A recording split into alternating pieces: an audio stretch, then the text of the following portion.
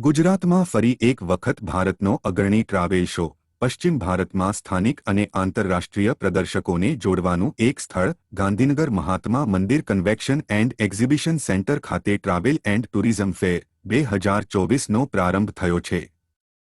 ભારતના અગ્રણી ટ્રાવેલ શોમાં આ વર્ષે ટ્રાવેલ ઉદ્યોગના વ્યવસાયિકો માટે ગુજરાતમાં અત્યાર સુધીની સૌથી મોટી ઇવેન્ટનું આયોજન કરવામાં આવ્યું છે, જેમાં સ્થાનિક અને આંતરરાષ્ટ્રીય બંને પ્રકારની ભાગીદારીમાં નોંધપાત્ર વધારો થયો છે।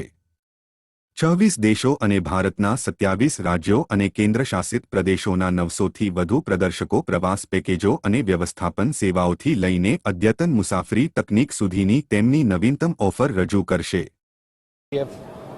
ના આયોજનથી દેશના વિવિધ રાજ્યોમાં આ પ્રકારના આયોજન થતા રહેતા હોય છે। એનાથી દરેક રાજ્યને જે પ્રવાસન ઉદ્યોગ સાથે સંકળાયેલા છે એવા બિઝનેસમેનોને અને દરેક રાજ્યમાં પ્રવાસીઓની સંખ્યા, ટુરિસ્ટોની સંખ્યા વધે। આજે આખા ભારતભરના જે ટ્રાવેલ અને ટૂર ઓપરેટર્સ છે આ બધાએ પોતપોતાના સ્ટોલ લગાવ્યા છે। પ્રાઇમરીલી આ જે ગતિવિધિ છે B2B કોન્ટેક્ટ માટેનું છે।